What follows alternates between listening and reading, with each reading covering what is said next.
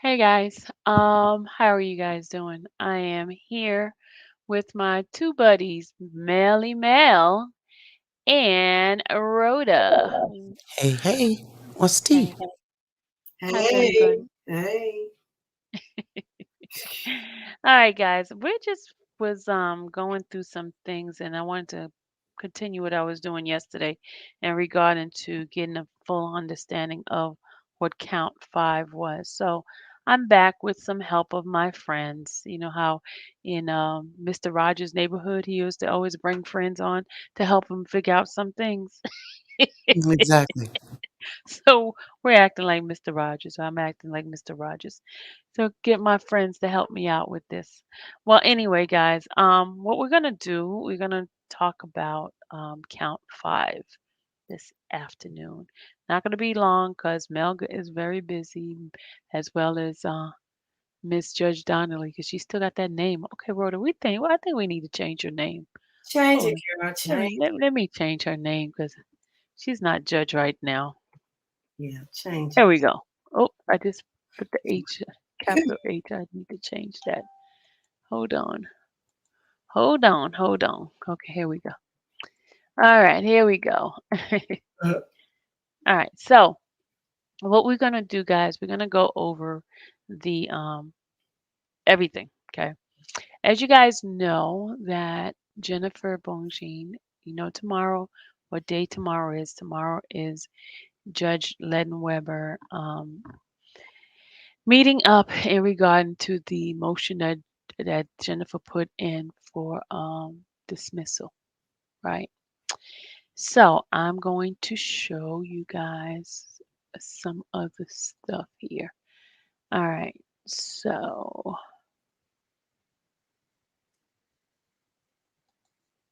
I'm gonna share this with you guys for a second. All right, here we go.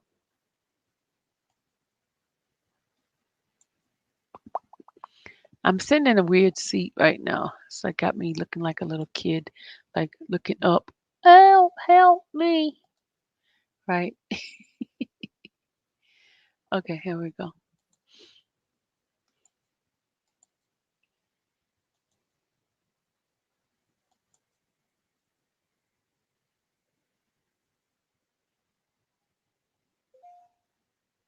I think this is it, right? Okay. I think one of you guys has got me echoing. Who is it that has me echoing? All right, guys. I'm not saying, Hmm? and I was saying I had my mic on mute. Oh, might have been Rhoda. it was me. I just muted. Okay. All right, guys. Let me move out the way so we can make this bigger so you guys can see what I am showing you guys.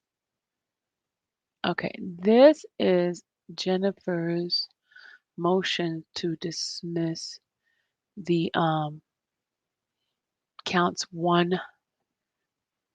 If you read up here, it says motion to dismiss count 1 through 4 and 6 through 13. If you notice, count 5 is not in here because it was already addressed by um, Mr. Kelly's previous attorney and Daryl McDavid. Okay, let's go in here and see what Jennifer said about that count 5. Let's see, 5. If you notice right here, it says according to the court, according to this, accordingly, this court must dismiss all counts of indictment time barred with the exception of count 5, which was already subject to a motion to dismiss on statute of limitation grounds. So the reason why she didn't include motion 5, indictment 5 is because it was already addressed previously. And it was addressed back in 2019. In fact, it was October 2019.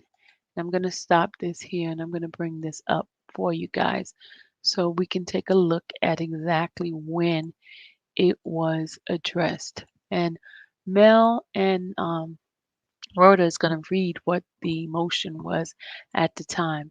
You see right here, if you go look up here, it was a filer, Darrell McDavid's attorney, right?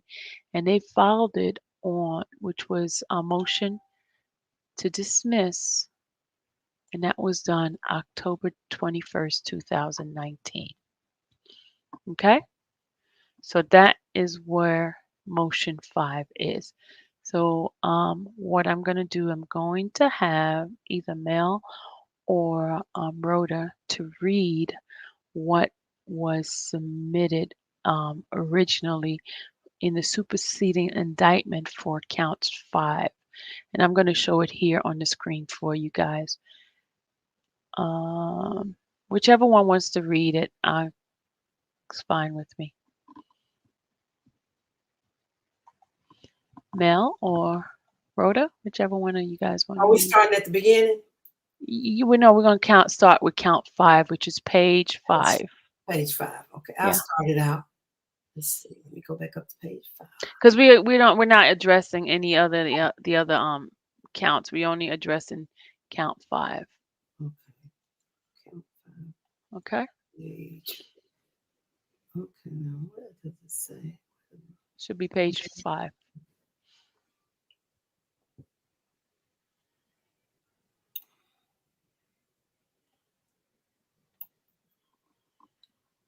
Okay, and that's on the superseding indictment. Yes. Okay, so I was on the wrong one. Okay. Oh, so page 5. Okay, I'll start. Let's see. The special May 2019 grand jury further charges, at times, material to this indictment. A. Defendant Robert Sylvester Kelly, also known as R. Kelly, was a resident of Chicago, Illinois, and was a Grammy Award-winning recording artist and record producer. Kelly was the president and manager of several businesses, each located in Chicago in the northern district of Illinois, that he maintained in furtherance of his music career, including but not limited to Bass Productions Ltd. And RSK Enterprises LLC, the Kelly businesses. B. From in or around June 1991 until in or around January 2014, Kelly and or one or more of the Kelly businesses employed defendant Darrell David as a business manager. McDavid was a principal at Winkler and McDavid Limited, located in Oak Park, Illinois. As a manager for Kelly, McDavid was involved in providing services to Kelly, which services were in part intended to protect Kelly's image, reputation, and assets in the face of actual and potential criminal and civil actions involving individuals who were victims of sexual misconduct by Kelly. C. From at least approximately 1997 to at least approximately February 2019, Milton Brown, also known as June Brown, was employed by Kelly and or one or more of the Kelly businesses. D. Manor One met Kelly in or around 1996 or 1997, when Manor One was approximately 12 or 13 years old. Manor 3 met Kelly in or around 1996, when Manor 3 was approximately 15 years old. Manor 4 met Kelly in or around 1999, when Manor 4 was approximately 16 years old. Manor 5 met Kelly in or around 1997 or 98, when Manor 5 was approximately 13 or 14 years old. Manor 6 met Kelly in or around 1997 or 98, when Manor 6 was approximately 14 or 15 years old. Kelly was born in 1967. Kelly engaged in sexual contact and sexual acts, as those terms are defined in Title 18, United States Code, Section 2246, with Manor 1, Manor 3, Manor 4, Manor 5, Manor 6, when they were under the age of 18. Between in or around 1998 and in or around 2002, Kelly recorded himself on video engaging in sexual contact and sexual acts with minors, including minor 1, 4, and 5. 1. Video 1, Video 2, Video 3, and Video 4 depict Kelly engaged in sexual contact and sexual acts with minor 1 when minor 1 was under the age of 18. M.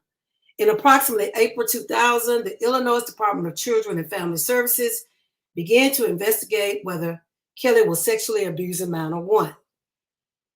On or about June 5, 2002, a grand jury of the Circuit Court of Cook County, Illinois, returned an indictment charging Kelly in the case of People of the State of Illinois versus Robert Kelly, 02 CR 14952, Cook County case, with 21 counts of child pornography relating to Video 1 and minor 1. The case was tried to a jury beginning on May 20th, 2008, and on June 13th, 2008, Kelly was acquitted of the charges.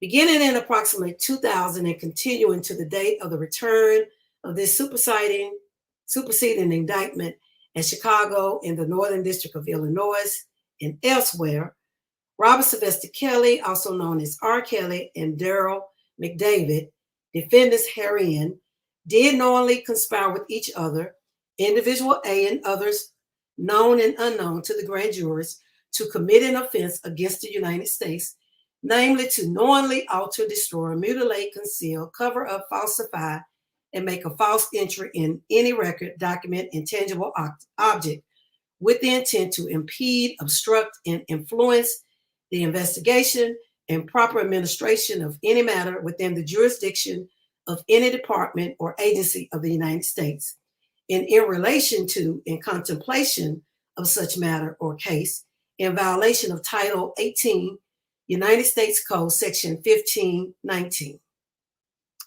It was part of the conspiracy that Kelly McDavid and others knew of Kelly's sexual contact and sexual acts with minors and knew that Kelly recorded himself engaged in sexual contact and sexual acts with minors on videotape. It was further part of the conspiracy that in approximately 2001, Kelly and McDavid learned that multiple videos, including but not limited to videos 1, 2, 3, and 4, depicting Kelly engaged in sexual contact and sexual acts with minors, were missing from Kelly's collection of such videos. It was further part of the conspiracy that in order to conceal and cover up the existence of videos from investigators, Kelly, McDavid, and others agreed to collect the missing videos that depicted Kelly engaged in sexual contact and sexual acts with minors. It was further part of the conspiracy that Kelly, McDavid, and others agreed to pay money and caused money to be paid on Kelly's behalf to victims, witnesses, and others to ensure that they would not cooperate with law enforcement and will conceal and cover up evidence, including videos relating to Kelly's sexual contact and sexual acts with minors, such as the following. Between approximately 2001 and approximately 2009, Kelly, McDavid, individual A, and others caused individual B to be paid hundreds of thousands of dollars for obtaining and returning multiple videos that they knew depicted Kelly engaged in sexual contact and sexual acts with the minor. In approximately early 2007, Kelly McDavid agreed to pay individual D approximately $250,000 to return a videotape that they knew depicted Kelly engaged in sexual contact and sexual acts with minor 1 and individual D. In approximately 2007, Kelly and McDavid paid individual C and individual D each approximately $100,000 in exchange for their efforts to return to Kelly videotapes that they knew depicted Kelly engaged in sexual contact and sexual acts with minor 1 and individual D.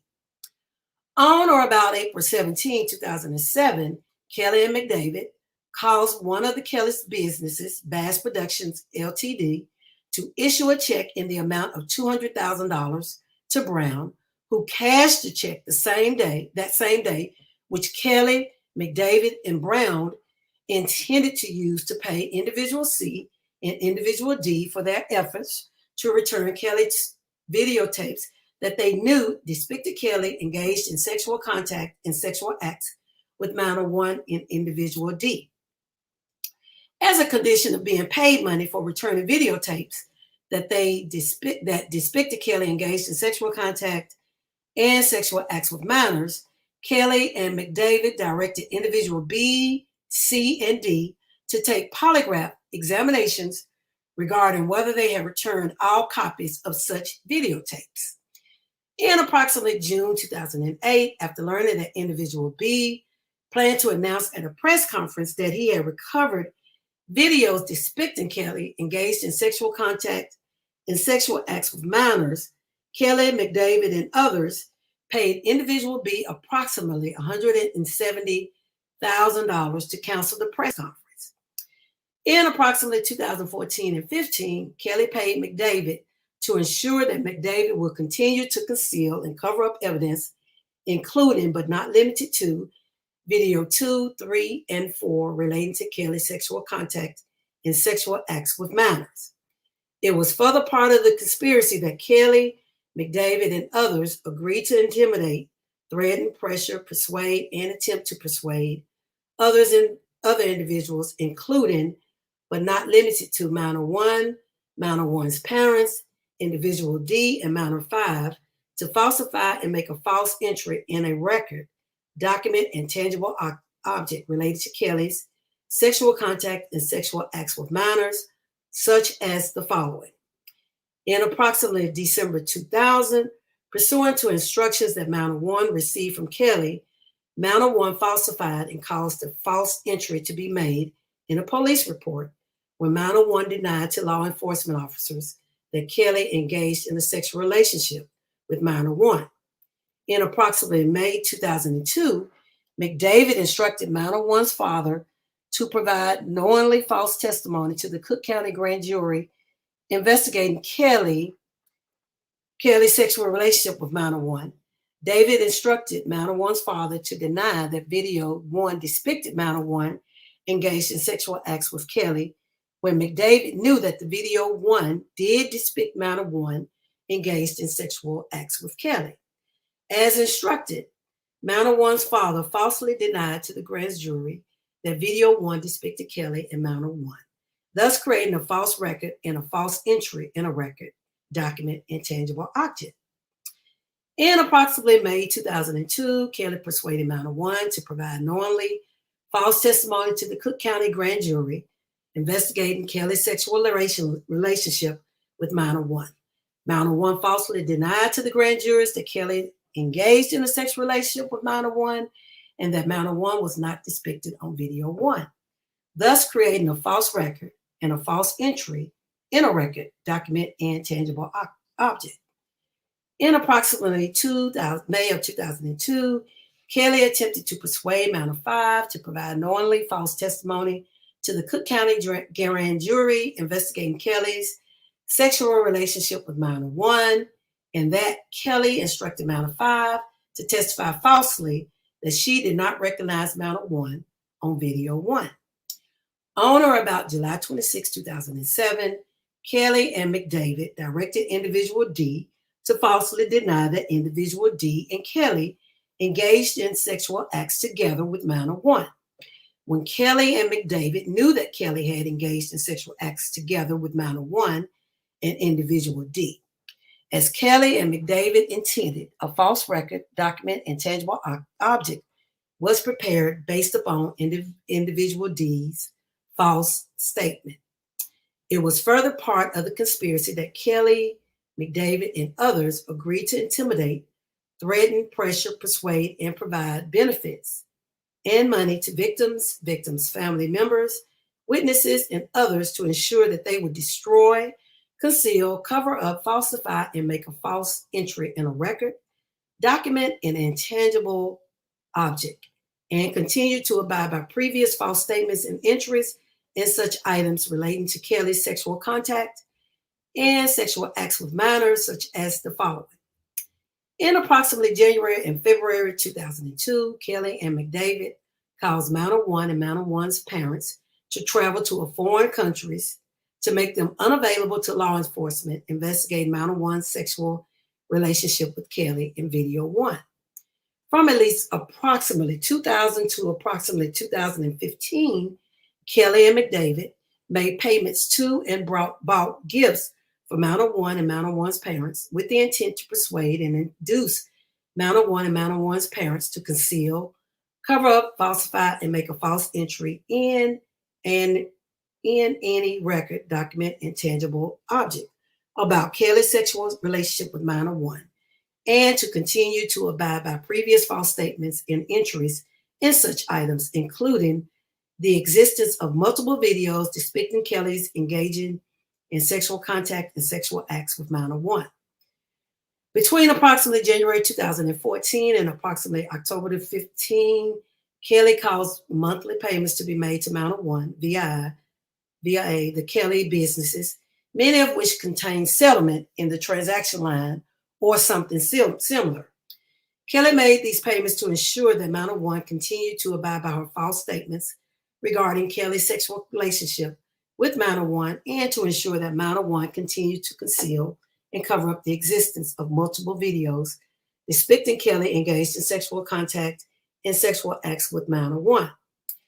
In approximately 2014 and 15, McDavid received payments from Kelly relating to services he provided to conceal and cover up evidence, including but not limited to videos 2, 3, and 4, and to continue to conceal and cover up such evidence of Kelly's sexual contact and sexual acts with minors that he provided to protect Kelly's image, reputation, and assets in the face of actual and potential criminal and civil actions by individuals who were victims of sexual misconduct by Kelly, including services that McDavid provided to falsify and create a false entry in a record, document, and tangible object.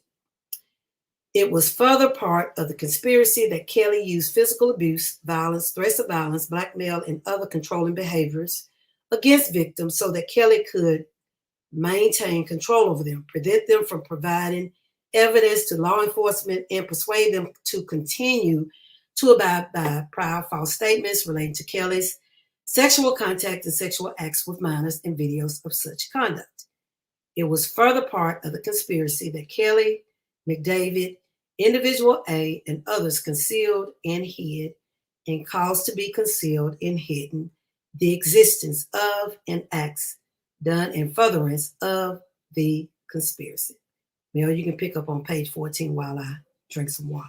While you drink some water. I thought we're done 5. We still doing 5. Well, that was it, wasn't it? that's just it sounds like it. I mean, that was a superseding indictment. Yeah. But you know what? This does bring a question. It's like, okay, so if you got Kells up on these charges and these people accepted money, then why aren't they on charges too? And I know, you know, the regular answer is, well, you know, they're working with this, you know, with the state, you know. But the point federal is, government. yeah, you know, well, you know, without their testimony, we wouldn't have a case. Okay, so that still is not right as far as, you know, if the objective is to, you know, enforce the law, then, and these people accepted this money, and as Rhoda just read, it's all, you know, it happened over a period of years, so there wasn't no issue with them taking the money. So how come everybody's not in there? You got all this proof. How come everybody's not going up? The thing is, like, individual D is Lisa Van Allen, right? Mm-hmm. In her testimony that she gave to the in the trial, the first trial, Right. she never mentioned that Robert paid her not to say that she wasn't on the tape. Mm-hmm. So why So, wasn't it said that? right. All of it is just, like I said, they're picking and choosing, and they need these people. I mean, they need to cut a deal with these people so that they can, you know, help the government to make their case. But the point is, it's like, okay, you got to make a deal with everybody. You understand what I mean? Yeah, because you really don't have a case. because you don't have a case. And then the parents, of these minors, they didn't write the checks out to the minors per se, so Um, it's just, I'm confused. You said checks to the minor. They're not talking about checks to the minors. What are you? well, like the one, let me see, where they said that, Kels wrote a check to McDavid, I think, for 200,000. He cashed it the same day, and the purpose of that was to pay, I think, minor one and individual D. I'm gonna scroll up here if I can find That it. it says C, individual C and individual D. Yeah. That's what, So, but that's not a minor. C is not a minor. C is supposed to have been one of those guys. well, whoever they paid it to, the point is that okay, so they if they accepted the money for whatever reason, and if this is, they accept it. So are you got Kels up because he broke the law, having this alleged sexual contact and whatnot with these people. All right, so they took the money and they didn't report anything. So the state, the government knows this. So how come everybody's not up on charges? And for the individuals who were minors and received a check, then why aren't you bringing these parents in? Because it Because says somewhere here where they wrote the checks to the individuals and or the parents. I'm trying to scroll down. it was on page 12 in B. It says Kelly and McDavid made payments to and brought gifts for Yeah, Mount of One parents. Yeah. exactly. Mhm. So where are the parents at? Can we get some charges on But them here's then? the thing is, see, they misconstruing it because Greg worked for Roberts, so it wasn't like he was getting payment. He was working. He was a guitarist. Right. The paycheck, Right. so I don't understand So what is Bongine that. is going to have to be able to show, like they say, follow the money. It's going to have to be able to show, okay, this was not for that; it was actually for this. But what I'm saying is that the government is alleging that no, when Kels wrote this check for $170,000 payable to minor one or whoever it was, um, then whoever accepted the check, okay, then why aren't they on charges? If you're charging Kales with this, then how come you're not charging these people for accepting the money? Who's the individual B? Read that part. Let me hear it. That's on page 10. Kelly engaged in, and I'm so tired of that line. I'm like, really? Okay, but anyway, it says Kelly McDavid and others, whose others, paid individual B approximately $170,000 to cancel Mhm. the press conference. So who was having a press conference? Keith Morrell. And who was that? And who is That that? was that was the guy supposedly had the tape. And where did he get the tape from? Supposed to And be I where mean, is him. was he he at in the now? tape? Lisa Van Allen. No, he Mhm. supposedly wasn't in the tape. So where is he But at? what happened is according to, I was going to read it to you guys. Because to me, that's According to the blackmail. news, yeah, it was. According to the news people, he contacted the news and asked to meet with them. When they went to meet with him, he went to another spot, and then I mean, I guess he was playing games with the news people and Mhm. the conference, the press conference. I have to read that for you. I Well, got to get because that the, for He, you. the the big thing is that if just for example, individual B, if Kels and McDavid would have said, "All right, look here, man, we're gonna give you 170,000. Don't hold the press conference." And individual B said, okay, and that was being recorded, or they had detectives, you know what I'm saying, right there, and all they needed to see was the exchange of money, and then they arrested Kels and them. Okay, then you'd have a case.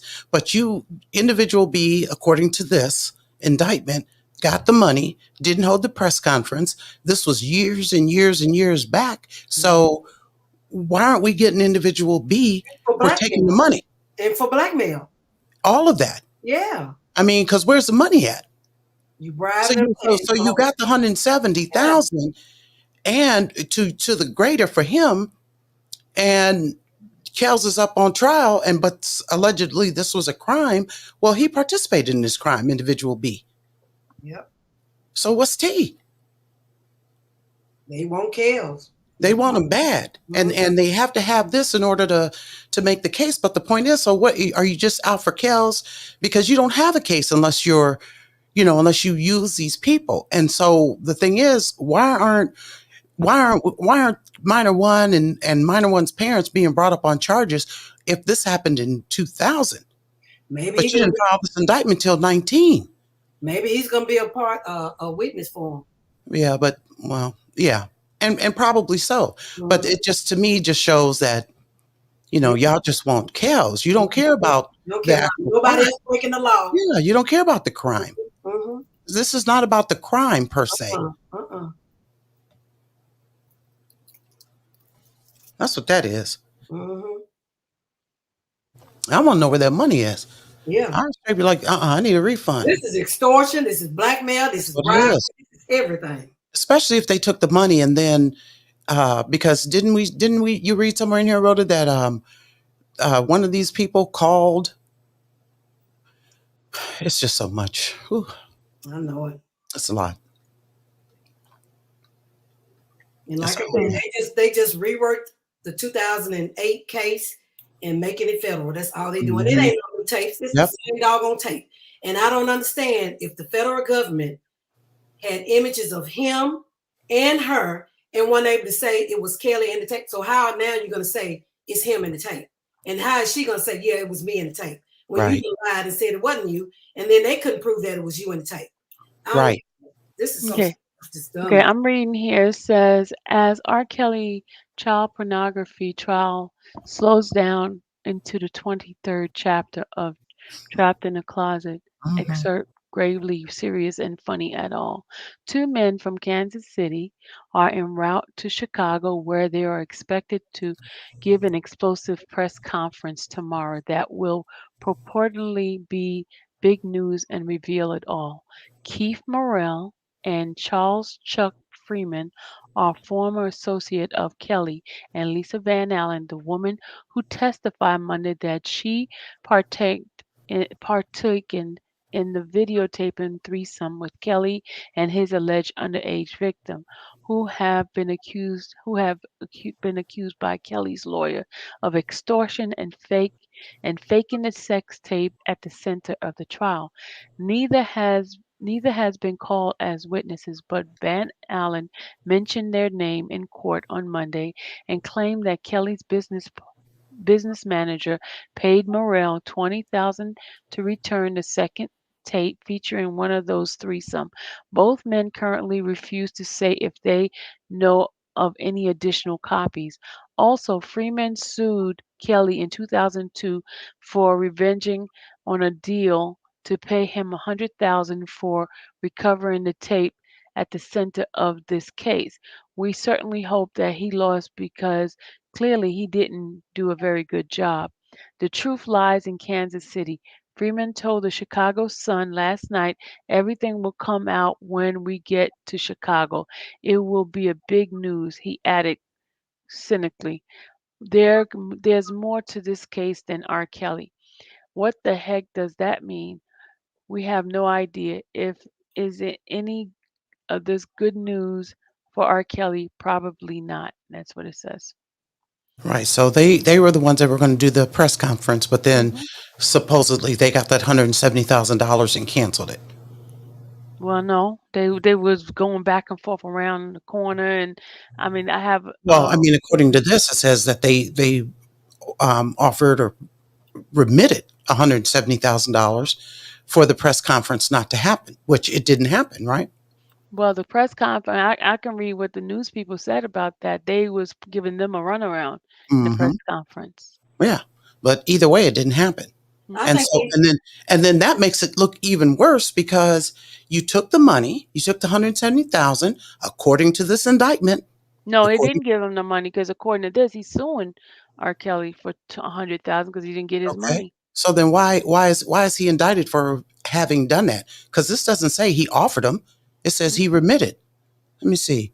No, he said Kelly, it he did. says They had a deal to pay him 100,000 for recovering the here's what tape it at says. the center of the case, Right. but he did not pay him. But the indictment says Kelly engaged in sexual contact and sexual acts with minors. hey, Kelly, McDavid, and others paid individual B approximately $170,000 to cancel the press conference. But So they didn't. so he was indicted on this particular charge. So if they He didn't paid get it. 170,000, then why is he being indicted on this particular accusation?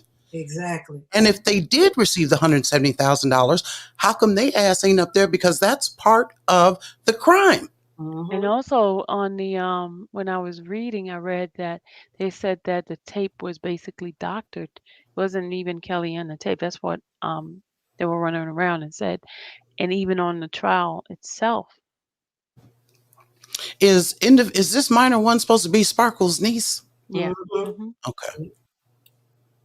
So really, and so this really is a double jeopardy then for Kells because he was acquitted On the on that state particular level. one. So what Yeah, they but see what doing is they did is added on other things that didn't make Right. sense To to get act him. like it's something new. so they Right. just trying to get them since they couldn't get them on Hmm. state. They're gonna try to get them on federal. That's all So it where the is. money at? Same. This the So same. where the money at? Okay. So where is the money? Yep. Where's that 170,000?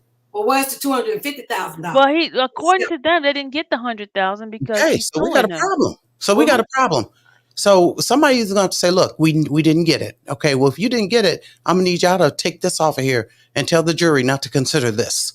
okay, so that was individual B, and then up here is $100,000 to individual C and That's individual B D. and C. B and C is the same D, is the two people. One's Charles and the other one is well, who's D? D is Lisa Van Allen. Because up here, okay, so we got two different. Because in Okay, D is page her. nine, on page 9, he's supposed to have paid $100,000 to C and D. Then down here, he paid $170,000 to B. Honey, Yeah, see, these alphabets done got on my nerves because I'm like, all of them have. Let's see, and Bonchini, I'm sure Bonchini's going to get in here and chop all this up. Where is the money? Because whoever received it and cashed a check and deposited or whatever, however it went to the pay here cash or whatever them things is called, whoever did it, they need to be indicted as well. If you bring in Kels up on this, I'm gonna need these other people to be sitting in there with some orange jumpsuits too. and then Lisa also got $250,000 approximately. Was agreed to pay individual D approximately $250,000. I don't know why is she in there. If she herself said, "Yeah, I slept with the minor in a threesome," why ain't Why she? isn't she up on charges? Why ain't she? And you took money. Yeah. So So why? it's Well, just she got immunity. Remember, she well, got but that's what I'm immunity. saying. So it's really not about the crime. That's the biggest thing because we know that all these people got a deal. Not Mm-hmm. only did they get a deal and they have immunity and they're working with the government, they also got Kel's money, Mm-hmm. the money that you have in this indictment. And if you add all these figures up, it's damn near $1 million. You got 250,000 here. You got 100,000 in paragraph C. You Mm-hmm. got another 200,000 in paragraph D. You got that $170,000 further on down. Mm-hmm. I mean, Let me see where else is some more money mentioned. More honey, money, more money. more money and gifts. Oh, Don't forget about the gifts. I don't know and about gifts the and gifts. foreign travel. And Yeah. where did they go? You talking about some Yeah. foreign travel? Where did Where they go? did they go? Okay, guys, we're getting off track, guys. I mean, well, okay, Can I well, reel you back in? where'd they go? I mean, we talking I'm about saying. the count The five. indictment. This is all the Yeah, stuff that you I charging know, me. y'all. But can we reel back in? All right, Because I I'm want gonna to finish up reading. Because you absolutely. gotta leave me, and you I'm gonna gotta shut. leave me. Oh yeah, I know we I created got more questions. All gotta right. get Okay. All You're right. All about right. to leave me in a minute, and I was like, we still didn't get to read. Okay. Tell her where we going next, Sylvie. going. Okay, so now Where we We going next, finished the folks? indictment. you Let's want go to here and in the motion that he requested for it to be dropped. Okay, let's dismiss. see what To D said to dismiss me Daryl McDavid. for Daryl McDavid's. All right. And isn't Daryl McDavid the one who said when they asked him, they said, "Hey, what about they got a I think they said something about they're bringing them up on charges or something." It's like we don't care nothing about that. Isn't he the one that I said don't that? know. I don't know. Okay. I All don't right. know. So motion to dismiss Daryl McDavid. Motion to dismiss count 5 of the indictment comes now defendant Darren McDavid through his attorneys Blair T. Westover and the rest of them. Um, Mel, yes, ma'am. Want me to just get right to the the rest details? of them, And the rest of them, Okay, at all. Mel. Okay. Yes, ma'am. All of them. How about that? Said all of them. she said all of them. All of them. All of Okay, them. Mel. This indictment in this case charges Mr. McDavid with conspiring with co-defendant Robert Kelly and others to alter, destroy, mutilate, conceal, cover up, falsify, or make false entry into a record, document, or tangible object. The indictment alleges that between 1997 and 2002, Kelly engaged in sexual acts with 5 minors and videotaped those acts. State of Illinois began an investigation into Kells regarding his sexual conduct with minors. Mr. Kelly was acquitted of those charges. In summary, the indictment in this instant alleges that Mr. Kelly and Mr. McDavid acted to obtain videos of sex acts with minors and to convince various witnesses to deny any sexual contact with Mr. Kelly. Mr. McDavid now asks this court to dismiss Court 5 of the indictment against him pursuant to Federal Rule of Criminal Procedure 12B and 3. To be sufficient, an indictment must state each element of the crimes charged, provide the defendant with adequate notice of the nature of the charges so that the accused may prepare a defense, and allow the defendant to raise the judgment as a bar to future prosecutions for the same offense. In determining whether an indictment states an offense, the court must accept the allegations in the indictment as true. The problem with government's indictment is multifold. First, the defendants cannot conspire to conceal, cover up, or make false entry in a record, document, or tangible object if none of the objects identified in the government's indictment qualify as objects. The only objects identified within allegations contained in the indictment as it relates to Mr. McDavid are videotapes. These videotapes do not constitute a record, document, or tangible object, as those terms are used in a specific rule. Nor does encouraging witnesses to provide false statements to state law enforcement constitute concealing, covering up, or falsifying a record, document, or tangible object within the meaning of this rule. The specific conspiracy charge with the government, or as you were by the government, was to violate Rule 1519. Conspiring to destroy evidence which falls outside of that rule cannot constitute a conspiracy to violate the rule. Similarly, conspiring to suborn perjury or lie to law enforcement in a state investigation does not constitute conspiracy to violate. Second, the indictment fails to allege the appropriate mental state. In order to be convicted under this Rule 1519, the defendants must act in contemplation of a possible federal investigation. In this case, Mr. McDavid's conduct was, by the government's own allegation, motivated by the desire to either impact the state investigation or keep information from the public at large. The government does not allege that the defendants ever considered or anticipated or acted with any thoughts regarding any possible federal investigation. Third, the statute of limitations for the alleged offense ran on July 11, 2014. The government must allege or prove an overt act occurring after that date in order to extend the conspiracy such that it is not barred by statute of limitations. As discussed below, none of the acts identified in the government's indictment as occurring after July 11, 2014 furthered the purpose of the charged conspiracy or were within the charged conspiratorial agreement. So the argument is that the government fails to allege that Mr. McDavid and Mr. Kelly conspired to destroy an object contemplated under the tangible object provision. The scope of a conspiratorial agreement is defined by its criminal purpose. In order to convict Mr. McDavid of a violation, the general conspiracy statute, the government must allege and prove, 1, an agreement to accomplish an illegal objective against the United States, 2, one or more overt acts in furtherance of the illegal purpose, and 3, the intent to commit the substantive offense. In this case, the government has alleged that Mr. McDavid specifically conspired to commit a violation of said rules. And Section 1519 states, whoever knowingly alters, destroys, mutilates, conceals, covers up, falsifies, or makes a false entry in any record, document, or tangible object with the intent to impede, obstruct, or influence the investigation of proper administration of any matter within the jurisdiction of any department or agency of the United States or any case filed under Title 11 or in relation to or contemplation of any such matter or case shall be fined under this title in prison not more than 20 years or both. Essentially, Rule 1519 has three elements. Defendants knowingly falsified a record or document. The defendants acted with the intent to impede, obstruct, or influence an actual or contemplated investigation. The investigation concerned a matter within the jurisdiction of the U.S. Department of Justice or the Federal Bureau of Investigation. Um, Section 1519, all agree, was prompted by the exposure of Enron's massive accounting fraud and revelations that the company outside auditor, Arthur Anderson, had systematically destroyed potentially incriminating documents. What? Oh, okay. To that end, 1519 cured a conspicuous omission by imposing liability on a person who destroys records himself. Okay.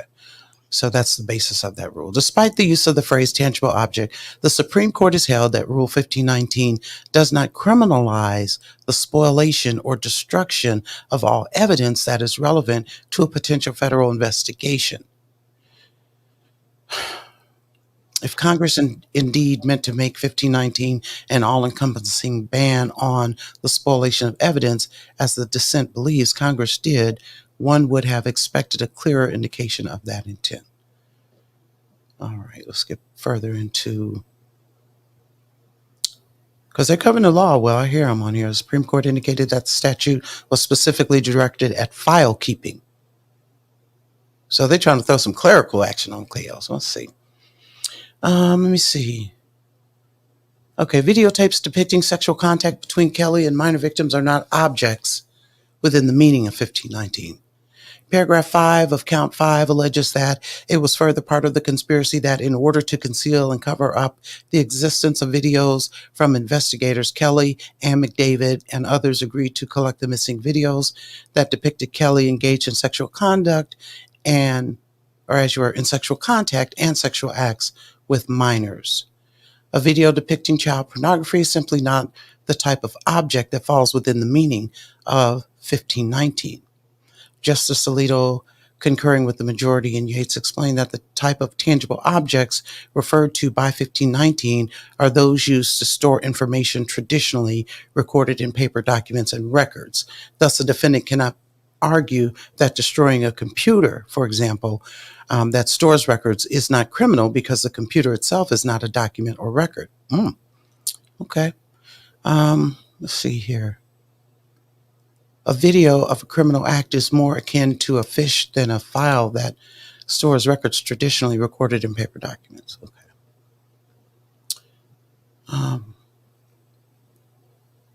I'm trying to scroll down here and see more what they're saying about Kells, but they're arguing, okay, motion to dismiss. They're being very technical by arguing why this 1519 is not what they should be charged with. That's a good lawyer. Let's see. Both, however, were decided prior to Yates. That's not it. Unlike other obstruction of justice statutes, 1519 does not require that an act be material to an actual ongoing or imminent federal investigation. Federal, civil, criminal, and regulatory law is a ubiquitous aspect of nearly every part of modern life. It is difficult to imagine an object that could not, at least in the hypothetical, relate to a matter within the jurisdiction of some federal agency. So, Sylvie, can we just ask you this question real quick? So as we read in the indictment, 2000 and all these years that, money was remitted, he wasn't under investigation at that time. Is that correct? When he was making these?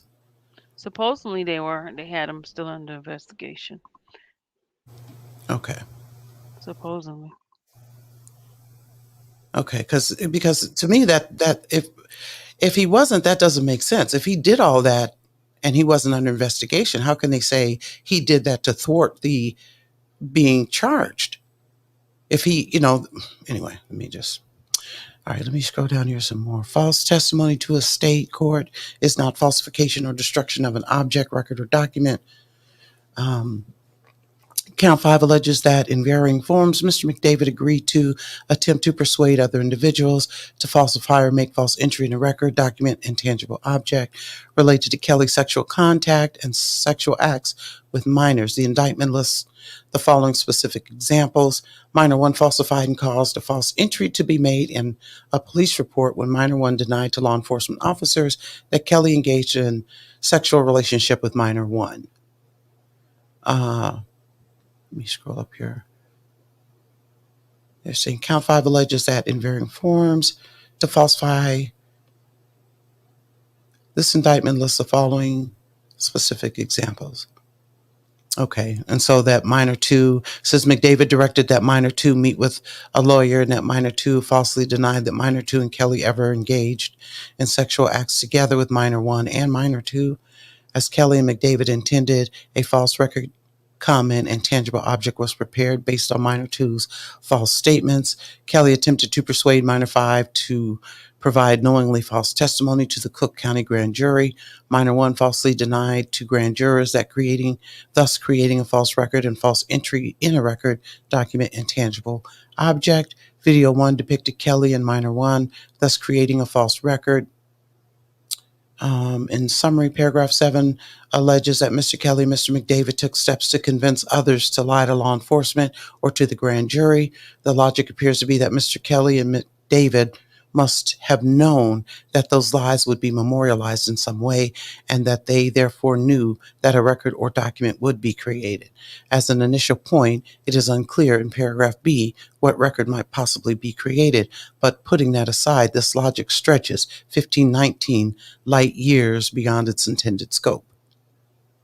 A police report may well constitute a record within the meaning of this Rule 1519. These cases involve officers who authored the report themselves, not individuals who provided false information to an officer who might later make a report. The undersigned has not found a single case wherein encouraging another person to provide false information to a law enforcement officer who would then possibly write a report has been charged under 1519. Furthermore, this evidence plainly indicates that no false entry was actually made in any report or document. Generally, police reports detailing what a witness says do not certify that the claims made by witnesses are true, but rather document the simple fact that these were the statements that the witnesses made. Nor does a grand jury transcript certify that the facts contained therein are true. It only certifies that the witnesses said the things contained in the transcript. A grand jury transcript is created by the court reporter. The court reporter is not indicating that the statements of the witnesses contained therein are true. They indicate only that the transcript contains an accurate record of what the witnesses said. The transcript is the record. There may have been false grand jury testimony, as the government alleges, but it does not follow that anyone falsified the record of the grand jury testimony.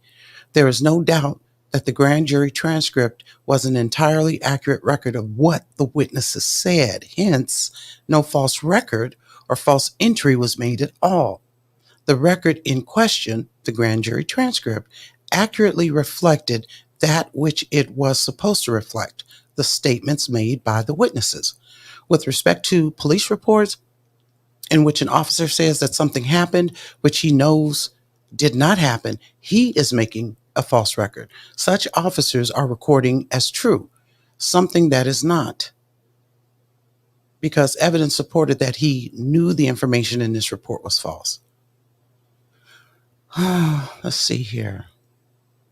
They're going into some case law. The records in question here, just like the grand jury transcripts, accurately reflected what they were supposed to reflect, the statements made by the witnesses. In this case, there are no false entries made in records by either the police or the court reporter. This renders these documents outside of the grasp of Rule 1519. Intimidating or pressuring another to testify falsely before a grand jury or to make false statements to a police officer simply cannot be prohibited conduct under 1519, which criminalizes the intentional making of false records. Thus, again, count 5 must be dismissed. So, Sylvie, can you give us some background on this right here on this motion to dismiss? Because this was decided, right? Sylvie, is you there? I was trying to get to the next part. Sorry about that. I had myself Oh, muted on both the phone and the headphone, mm, the mhm, headset. yeah. Now, you want to know the background of this, whether or not it was what Well, happened? Well, well, so this is McDarrell's. motion. Yeah, okay, and Okay. the judge did rule on it, right? Yes, but Okay. here's Mm, what happened. right. McDavid filed a motion for dismissal on October 2019. Hmm. Then that same month, Steve added Robert and the other attorney for Brown added them to that same motion for dismissal. The judge gave the government a chance to rebuttal the request for the dismissal. Hmm. The government went and requested that the motion be denied, Hmm. and they gave example of why. Then that was in December of 2019. Then Darrell McDavid's attorney turned around and rebutted that rebuttal. And so the judge rendered his decision that following January. I think it was January. And he denied that based on what the government had given to them. So, because they went into real good detail about this 1519, and so, and I think you said you were going to cover that on this Yeah. episode here. We were going to go read why the judge Yeah, denied it. because I want to see because So they're making, go ahead and go yeah, open up that one and see what the judge because they're said. making a real good argument here. The judge basically saying that let the jury be the one to determine whether or not this was actually factual. So he's saying that they have enough the three parts to Hmm. the 1519. So therefore they would not dismiss it because there's the three elements that's needed for that has been rendered. Yeah. Hmm. But go Okay. ahead and read it so you can see what it's This Okay. actually said. so So this that's uh, the denied motion, McDavid. Yeah, go ahead. You want to read it? Go ahead, Rhoda, Rhoda. go ahead. I'll Yeah. start and then I'm gonna leave at Just 5:10, but it's would only you read? 5 pages. Okay, so this Oh, is the order from the judge. It says defendant's motion to dismiss count 5 of the indictment is denied. Statement. On July 11, 2019, a grand jury indicted defendants. On October 21st, 2019, defendant Darrell McDavid moved to dismiss count 5 of the indictment. Defendants Robert Sylvester Kelly and Milton Brown later joined McDavid's motion. Defendants argue that the indictment is insufficient because the government failed, one, to identify a qualifying object within the meaning of 18 U.S.C. 1519, two, to establish the requisite intent, and number three, to establish an overt act in furtherance of the conspiracy within the applicable statute of limitation. For the following reasons, the court denies defendant's motion to dismiss count 5 of the indictment.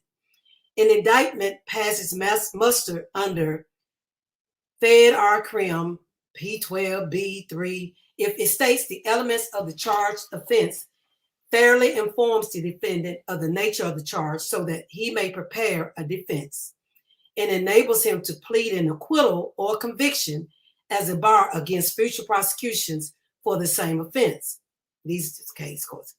A motion to dismiss should not be used to access the strength or weakness of the government's case. You okay, see but that, that's right? BS right See there. that? That's There it yeah, is right and there. that's some BS right there. Mhm. I mean, see, this to me, this is okay. So it sounds like what the judge is saying here is that the reason why he's not going to dismiss it is because, at a minimum, this Rule 1519 makes all of the parties aware, all the defendants aware of what they're being charged with. Yeah, so the elements are all included. That's what he's saying. Yeah, but And he's it's not, but I'm sorry, girl. Go ahead. I'm sorry. no, no, go ahead. Well, because he's saying here, defendants are. Let me get to that. Because he's saying, hold on, hold on. It sounds like he says here, defendants argue the indictment is insufficient because, for the following reasons, the court motion to an indictment passes muster if it states the elements of the charged offense, fairly informs the defendant of the nature of the charge so that they may prepare a defense, and enables them to plead an acquittal or conviction as a bar against future prosecutions for the same offense. That's a loophole. Because all you're saying is that, okay, well, I'm not going to dismiss this. I'm not going to throw this particular count out because at the least, what this count does is makes Kells, McDavid, McDaniel, whoever, all the rest of these folks, June Brown, and them, makes them aware of what they're being charged with, and it gives them an opportunity to prepare, that they may prepare a defense, and enables him to plead an acquittal or conviction as a bar against future prosecutions for the same offense. So,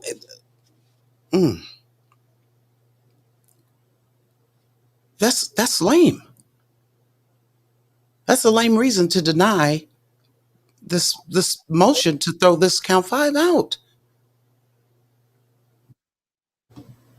Okay, continue. Let's see what else he said. Okay. Go ahead, Rhoda. Ooh. The defendant's constitutional right is to know the offense with which he is charged, not to know the details of how it would be proved. A court must review indictments on a practical basis and in their entirety, rather than in a hyper-technical manner. When evaluating sufficiency, the court accepts all allegations in the indictment as true. An indictment for conspiracy to commit an underlying crime is not equivalent to an indictment charging the underlying crime itself. That is a holding that the agreement to do the act is distinct from the act itself. The Supreme Court stated that it is well settled that in an indictment for conspiring to commit an offense in which the conspiracy is the gist of the crime, it is not necessary to allege with technical precision all the elements essential to the commission of the offense, which is the object of the conspiracy, or to state such object with the detail which would be required in an indictment for committing the substantive offense. In charging such a conspiracy, certainty to a common intent sufficient to identify the offense which the defendants conspire to commit is all that is necessary. So this is their justification for allowing this 1519. Sounds like it. The Seventh Circuit Court similarly recognizes a difference between indictments alleging conspiracies and an indictments alleging substantive offenses. Finding indictments sufficiently describe essential elements of offense. Further, a conspiracy indictment need not be as detailed and specific as an indictment alleging a substantive offense. Count 5 of the indictment sufficiently establishes the charged offense. 18 U.S.C. 371 requires the government establish 3 elements. The first is an agreement to accomplish an illegal objective against the United States. 2, one or more overt acts in furtherance of the illegal purpose. And 3, the intent to commit the substantive offense. Here, count 5 meets these requirements as it alleges a conspiracy to violate 18 U.S.C. 1519. In count 5's 10 plus pages, the government tracks the statutory elements, provides additional detail as to the parties' agreement, alleges numerous overt acts, outlines the ultimate criminal purposes of the conspiracy, and pleads an offense. Holding that an indictment that uses the language of the statute when setting forth the offense is usually sufficient as long as the statutory language unambiguously sets out all the elements necessary to constitute the offense. Internal citations omitted. Okay. This satisfies the government's obligation. Many of the defendant's arguments contest the sufficiency and substance of the government's evidence. Specifically, defendants challenged the government's identification of objects under 1519 and ability to successfully prove mens rea. These contentions attempt to hold the government to a higher standard than is required at this stage. An indictment need not exhaustively recount the facts surrounding the crime's commission or prove details of how it will be proved. Simply tracking the language of the charging statute would generally suffice. Whether the government's proof satisfied the element is a question for the jury. Thus, the court declines to address these arguments. Defendants also allege the government failed to establish that defendants committed an overt act in furtherance of the conspiracy within the 5-year statute of limitation. But Greenwald versus United States, the seminal case upon which defendants relied, does not support dismissal. See also some other cases, blah, blah, blah, blah. Applying Greenwald exception to the indictment that alleged conspiracy to which one of the criminal objectives was concealment. In Greenwald, the Supreme Court found an agreement to conceal a conspiracy could not be deemed part of the conspiracy to extend its duration for the purposes of the statute of limitations. In that case, the indictment charged not only conspiracy to defraud the United States, but also charged that a part of the conspiracy was an agreement to conceal the acts of the conspirators.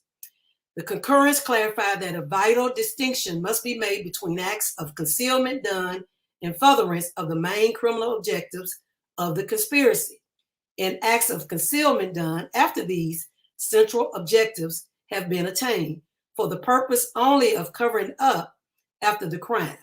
Therefore, when the crime's successful accomplishment necessitates concealment, acts of concealment are considered within the scope of the original conspiracies. Such is the case here. Count 5 of the indictment alleges that the defendants conspired to knowingly alter, destroy, mutilate, conceal, cover up, falsify, and make a false entry in any record, document, and tangible object with the intent to impede, obstruct, and influence the investigation and proper administration of any matter within the jurisdiction of any department or agency of the United States, and in relation to and contemplation of such matter, or in violation of 18 U.S.C. 1519. Defendants acknowledge that the statute identified in the indictment defines the scope of the conspiracy. 18 U.S.C. 1519 is not limited to destruction and falsification. As cited in the indictment, concealment is also part of the alleged conspiracy's underlying crime of obstruction of justice. The indictment alleges several overt acts in furtherance of the conspiracy's main objectives occurring within the limitations period. As alleged, defendants did not perform these overt acts to cover up the prior alleged crimes, but rather in furtherance of the conspiracy's main criminal objectives, including to conceal sexual abuse. Therefore, defendants' motions to dismiss count 5 of the indictment is denied. Okay. Well, Okay. I'm gonna pause here. I know you guys gotta leave, so we're going to pencil this for our next live. And I'll be back in about an hour. well, Mel, I don't know yeah, what I got class tonight. you enjoy yourself. And guys, don't forget 11:30 we will be having prayer. 11:30 we'll have prayer. Those who wish to become part of it, please send me an email. Mel, as usual, thank you so much for your Absolutely, my assistance. pleasure. I appreciate it. Absolutely. All right, guys, we shall go and thank you, everyone. See you guys later. Mel, maybe we can continue and finish the rest after tomorrow. We gotta hear and Yeah. we'll be back to tell what happened on the hearing. Absolutely. All All right, right. guys. Sounds All like a right. plan. Thanks, Sylvie. You're welcome. Thank you. All right. See y'all All later. right. All right, guys. Don't forget to hit the like button so these things could go across the world. All right. Good night, everybody. Don't forget those who wishing to be part of our prayer, send me an email. And listen, you will be praying. Now, those who scared to pray in public, I suggest that you put it come on in. Come on. Come on in. So I'll see you guys later. God bless you. Good night.